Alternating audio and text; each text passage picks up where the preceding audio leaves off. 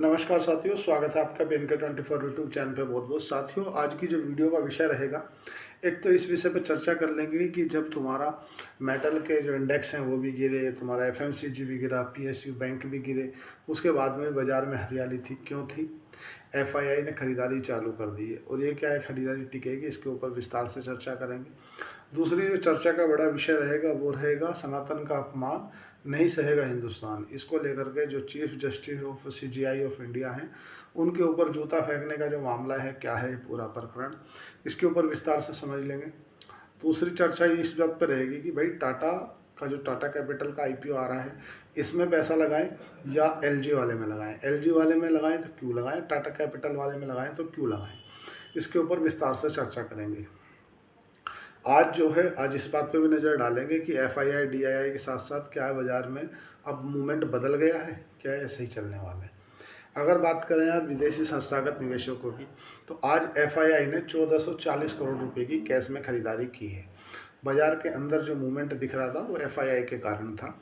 FII ने 1440 करोड़ रुपए की खरीदारी की है। वहीं अगर DII की बात करें, घरेलू संस्थागत निवेशकों की, तो उन्होंने 452 करोड़ रुपए की खरीदारी की है।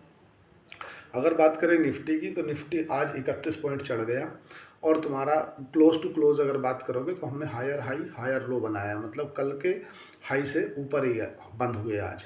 कारण ये रहा कि आज वीकली एक्सपायरी थी और वीकली एक्सपायरी के दिन मूवमेंट बढ़े ना, ऐसा हो नहीं सकता। तो तुम्हारा निफ्टी चढ़ गया 34 पॉइंट। और तो अगर बात करें सेंसेक्स की, तो सेंसेक्स 136 पॉइंट चढ़ करके बंद हुआ क्लोज टू क्लोज।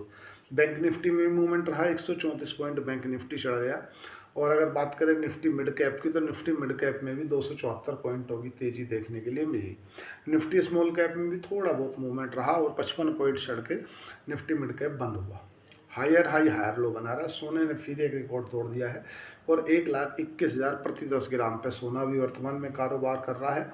बात करें चांदी की, तो चांदी ऊपर से स्लिप हुई है और 1,46,600 पे पर केजी पे कारोबार करती है। वोल्टिलिटी इंडेक्स की बात करें विक्स की, वो 10.6 पे बना हुआ है, ऊपर से फिसल गया है। और क्रूड ऑयल जो है वो 65 कुछ पे वर्तमान में भी कारोबार कर रहा है। अगर बात करें डॉलर इंडेक्स की, तो 98.52 पे डॉलर इंडेक्स है और रुपया हमारा 88 रुपये 69 पैसे पे भी वर्तमान में कारोबार कर रहा है। अगर बात करें डाउ फ्यूचर की, तो डाउ फ्यूचर जो है वो सुस्त दिख रहे हैं।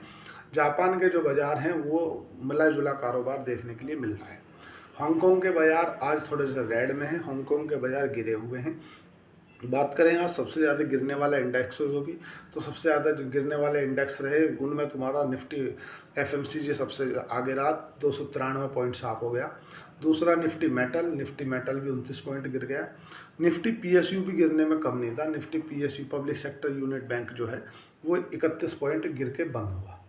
निफ्टी IT में भी 14 पॉइंटों की गिरावट ही देखने के लिए मिली ऑल ओवर। अगर बात करें तो बात करें पूरी मार्केट के मूवमेंट की, तो मार्केट का जो मूवमेंट है ना, वो अब शायद बदलता सा नज़र आ रहा है, क्योंकि बाज़ार में हायर हाई हायर लो का मूवमेंट आ रहा है। पिछले 5 दिनों से हम लगातार बाज़ार में ऊपर बंद हो रहे हैं और ऊपर बाजार बंद होने के बाद ऊपर टिक पा रहे हैं।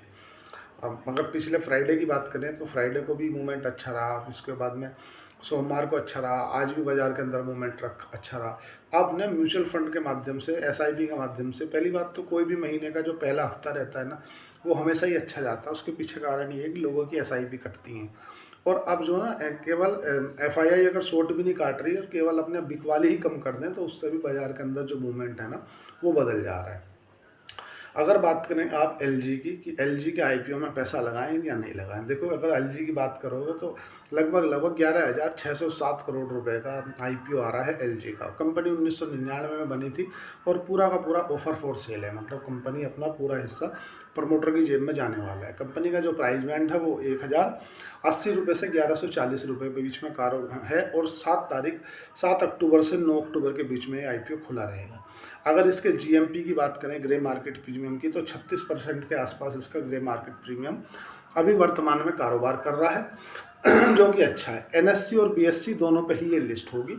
और सबसे मेन चीज़ है कि ये ना, मान के चलो, अपने जो पीयर कंपटीटर हैं, जैसे इसके पीयर कंपटीटर कौन है, तो हमारा ब्लू स्टार है, वोल्टास है, हेवल्स है, या तुम्हें उस वोल्टास है, हेवल्स है, ब्लू स्टार हो गया, और इसी तरह के जो पीयर कंपटीटर हैं उनसे आधी वैल्यूएशन पे आ रही है। अगर इसके पी की बात करोगे तो एलजी का जो पी है ना साथियों 35 का पी है। अर्निंग प्रति शेयर की बात करोगे तो 32 का अर्निंग प्रति शेयर है, और आरओई रिटर्न ऑन इक्विटी मतलब 42 का आरओई है, मतलब अपने पीयर कंपटीटर से काफ़ी बेहतर है। अगर इसके साथ में तुम हेवल्स की बात करोगे तो हेवल्स का जो पी है वो 64 का है, और जो उसका ईपीएस है वो 23 का, इसका 32 का ईपीएस है, उसका 23 का है, और आरओई मतलब रिटर्न ऑन नेटवर्थ की अगर बात करोगे तो उसका 17 का है। ब्लू स्टार की बात करोगे तो ब्लू स्टार भी 66 के पी पे कारोबार कर रहा है अभी वर्तमान में, और ईपीएस उसका 28 का है, और आरओई या आरओसी बोल दो 19 का है। अगर बात करोगे आप वोल्टास की तो वोल्टास भी जो है 55 के पी पे अभी काम कर रहा है, मतलब वोल्टास भी महंगा है इसके अगेंस्ट में। 55 के आसपास पी है और 25 का उसका ईपीएस है, अर्निंग प्रति शेयर। और अगर बात करें उसका पूरा मतलब आरओसी की तो 12 के आसपास में वोल्टास की हो है। तो अगर इसके पीयर कंपटीटरों से आप इसको कंपेयर करोगे ना एलजी को, तो ये पाओगे कि यार एलजी ऑल ओवर अभी तो दूसरे कंपटीटरों से अपने आप को सस्ती वैल्यूएशन पे ला रहा है। ये जरूर है कि कंपनी में एक थोड़ा सा नेगेटिव पॉइंट ये है कि कंपनी जो पूरा का पूरा पैसा है वो ऑफर फॉर सेल के जरिए पूरा अपने पास में रख रहा है। कंपनी का कोई भी पैसा जो आईपीओ के जरिए जुटाया जाएगा 11,607 करोड़, ये कंपनी में लगने वाला नहीं है, पूरा का पूरा प्रमोटर के पास जाएगा, ऑफर फॉर सेल है। लेकिन इसे आप होंडाई से कंपेयर मत करो कि होंडाई भी तुम्हारा साउथ कोरिया की कंपनी थी, ये भी साउथ कोरिया की कंपनी है, इसमें और उसमें फ़र्क है। क्योंकि इसकी मेक इन इंडिया के तहत भारत में ही ब्रांच है, नोएडा में बनती है, और ज़्यादा से इसकी जो लीडिंग है ना तुम्हारा फ्रिज है, वॉशिंग मशीन है, एलईडी है, इनमें इसकी लीडर मार्केट शेयर है। और दूसरी बात कि इसके अगर ऊपर की बात करें तो इसके ऊपर सैमसंग है, लेकिन सैमसंग का जो ज़्यादातर हिस्सा है ना वो सैमसंग की मोबाइलों वाली कैटेगरी से आता है, ना कि एलईडी वगैरह से आता है। तो ये ध्यान दें, सैमसंग का एलईडी और फ्रिज और वॉशिंग मशीन से इतना हिस्सा नहीं आता जितना एलजी का आता है। एलजी की क्वालिटी आप सभी लोग जानते हैं, बेटर है, लगा सकते हैं अपने वित्तीय सलाहकार से बिना पूछे कुछ भी ना करें। अगर बात करें हम टाटा कैपिटल की कि यार टाटा कैपिटल के आईपीओ में पैसा लगाएं या नहीं लगाएं, सबसे पहले तो ये समझ लो कि जो टाटा कैपिटल है या टाटा कंपनी का जो आईपीओ है, कंपनी टाटा ग्रुप का ये दूसरा आईपीओ है। पहला पिछले वर्ष आया था जो कि टाटा टेक्नोलॉजी के नाम से, जो कि तुम्हारा जिनके पास में टाटा ग्रुप के शेयर थे या शेयर होल्डर मान लो या रिटेलरों को, उनको स्पेशल कोटा दिया गया था। लेकिन ये फेयर वैल्यूएशन पर नहीं है, किसी भी स्टॉक को या खरीदने की या बेचने की कोई रिकमेंडेशन नहीं है। आईपीओ में लगाना नहीं लगाना आपका अपना डिसीजन है, बट मैं ये कह रहा हूँ कि ये फेयर वैल्यूएशन पे नहीं आ रहा, क्योंकि सबसे पहले बिजनेस मॉडल समझ लो। बिजनेस मॉडल इसका सिंपल है, NBFC non banking finance services company है, और इसका मतलब जिस हिसाब से ग्रोथ है तो ग्रोथ में कोई दिक्कत नहीं है। कंपनी की जो इस हिसाब से ब्रांचेस बढ़ रही हैं जिस सीएजीआर से, उसमें भी कोई दिक्कत नहीं है। कंसर्न का विषय ये है थोड़ा सा कि जिस वैल्यूएशन पे ये आ रहे हैं ना, वैल्यूएशन थोड़ा सा टाइट रखा है, वैल्यूएशन और चीप रखा जा सकता था अगर वैल्यूएशन, क्योंकि इसके साथ में कंपटीटर ढेरों हैं भाई। जहाँ अगर आप एलजी की बात कर रहे हो तो एलजी में आपके 4-5 कंपटीटर हैं, ब्लू स्टार है या तुम्हारा हेवल्स है, वर्लपूल है, एलजी है, सैमसंग है, लेकिन इसमें ना ढेरों हैं। एनबीएफसी कोई ऐसा बिजनेस नहीं है कि कोई नहीं है, इसमें ढेरों। इसके लिए एक पॉजिटिव बात भी है, हमेशा नेगेटिव नहीं सोचना चाहिए। इस टाटा कैपिटल के बारे में एक पॉजिटिव बात ये है कि इसका जो 70% के आसपास में इसका हिस्सा आता है ना, वो सिक्योर लैंडिंग से आता है। सिक्योर लैंडिंग मतलब जब आप किसी को लोन देते हो ना, तो इसका सिंपल फंडा क्या है, ये दूसरों को लोन देने का लोन देने का काम करती है। इसके दूसरे नंबर पर इसी रफ्तार से जो ग्रोथ हो रही है वो तुम्हारा आदित्य बिरला की हो रही है। लेकिन इसी बिजनेस में तुम्हारा एसबीआई का, केनरा बैंक का, तुम्हारा एचडीएफसी का, आईसीआईसीआई का, या और भी जो एनबीएफसी हैं, मतलब इस मार्केट में पहले से बहुत सारे कंपटीटर हैं। और दूसरी बात क्या है कि भाई ऐसा कुछ नहीं है कि जिसमें हमें ऐसा लगे कि हाँ यार मज़ा आ जाएगा, और 15,500 कुछ करोड़ रुपए का आईपीओ है, तो इसलिए आप इतनी हबड़ दबड़ ना करें। लगाना तो लगा भी सकते हैं आप, क्योंकि हमारी कुछ बाध्यताएं होती हैं, यूट्यूब पे हैं, तो इसलिए आप अपने वित्तीय सलाहकार से पूछ के ही लगाएं। देखो क्या है कि हो सकता है कि लिस्ट होने के बाद थोड़े से ऊपर से नीचे आ जाए, क्योंकि टाटा कैपिटल या टाटा टेक्नोलॉजी को आप देख लो, आज 40% नीचे खड़ा है। 1300 के आसपास का उसने हाई मारा था, 1300-1400 का, और अभी वो 700 पे है, 40% नीचे है। हालांकि जिस रेट में आईपीओ मिला था उससे तो फिर भी ऊपर ही है। मैं ये नहीं बोल रहा कि टाटा ग्रुप का खराब आईपीओ है, बट अगर आपको टाटा में और एलजी में कंपेयर करना है तो अपने वित्तीय सलाहकार से पूछ के ही करें, क्योंकि कुछ बाध्यताएं हैं जो मैं स्पष्ट नहीं बोल सकता। लेकिन कंपनी दोनों ही अच्छी है, टाटा ग्रुप है, बड़ा ग्रुप है, ब्रांड है, बढ़िया CAGR से बढ़ रहा है, इसमें भी कोई दिक्कत नहीं है और भविष्य में बढ़ने की भी डिमांड है। अगर बात करें कि जो हमारे CGI हैं उनके ऊपर जूता फेंकने का जो मामला सामने आया है, वो सुप्रीम कोर्ट के एक एडवोकेट है राकेश किशोर, उन्होंने उनके ऊपर जूता फेंका है। मामला क्या है, पूरा प्रकरण समझ लेते हैं।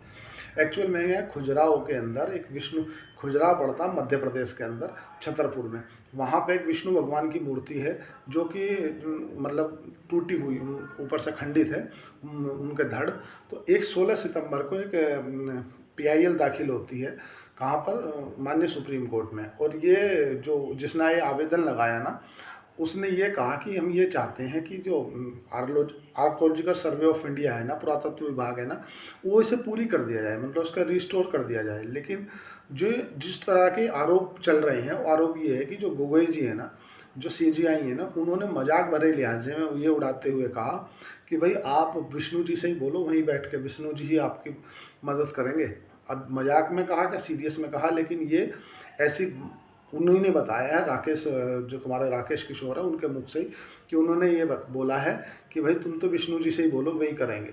और तो और उन्होंने ये भी कहा, जब भी वो कुछ दिन पहले मॉरिशस गए हुए थे, तो मॉरिशस में जाके उन्होंने ये कहा कि भाई आप ना, ये जो देश है ना, ये देश बुलडोजर से नहीं चलेगा। अब बुलडोजर का जब नाम आता है तो आप सब जानते हो, जो राकेश किशोर हैं वो तुम्हारा बरेली से आते हैं। बरेली में आज आए दिन जो अभी चल रहा है, बुलडोजर का एक्शन चल रहा है। और तो राकेश किशोर जी ने ये भी कहा कि जो रेलवे की ज़मीन है, जो कि हल्द्वानी उत्तराखंड में पड़ती है, जो कि एक विशेष समुदाय के लोगों ने दबा रखी है, उस पर सरकार, उस पर कोई एक्शन ले नहीं पाती है, जबकि सुप्रीम कोर्ट का ऑर्डर हो जाता है, उसके बाद भी कोई एक्शन नहीं होता है। और यहाँ पर आप जो है, जब कोई याचककर्ता आता है उसको आप ये बोलते हो कि भाई मतलब जाके विष्णु जी से ही बोलो, जाके हाँ शिव जी से ही बोलो।